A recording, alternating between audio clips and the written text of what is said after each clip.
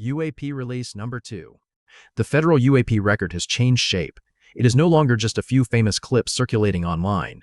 It is now a public government release trail, official reports, hearings, AARO casework, NASA material, videos, audio records, and documents placed into the open record.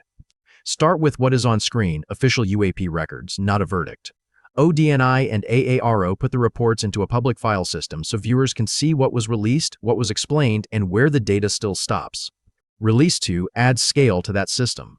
The package includes 51 videos, 7 NASA audio records, and 6 PDF document records across defense, intelligence, energy, maritime, historical military, and spaceflight material. One part of the release is maritime.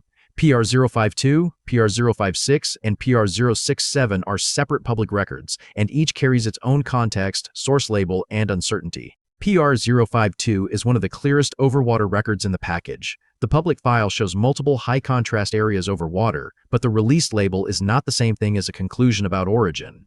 PR-056 shows a centered contrast object over water. It belongs in the maritime group, but the public record does not give enough information to claim size, speed, propulsion, or source. PR-067 is the USO context file. Its importance is that the government released it inside this archive. The public video still leaves open whether the object interacted with water or only appeared against a water background.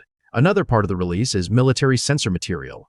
PR-069, PR-071, and PR-099 put tracking footage, air defense context, and sensor-derived imagery into the same public record. PR-069 is the F-18F Lear record.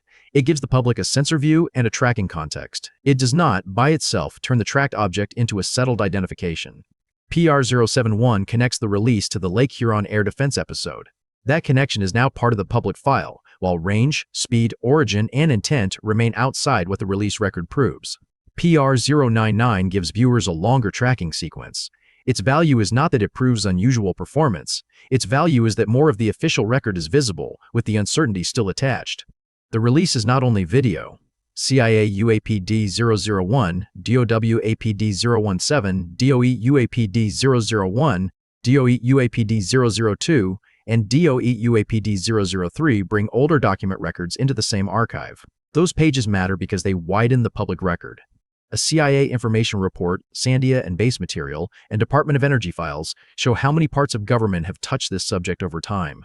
The NASA audio records add a different lane, spaceflight-era material inside the release environment. Their role is archive reach. They do not turn every NASA-adjacent record into a UAP confirmation.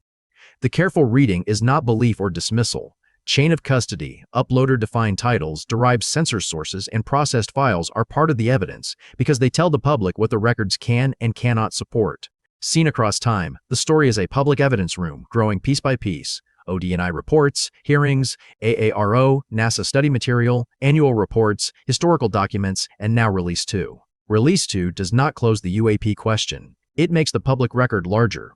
The next step is to preserve the files, name what they show, state what they do not prove, and follow the next release.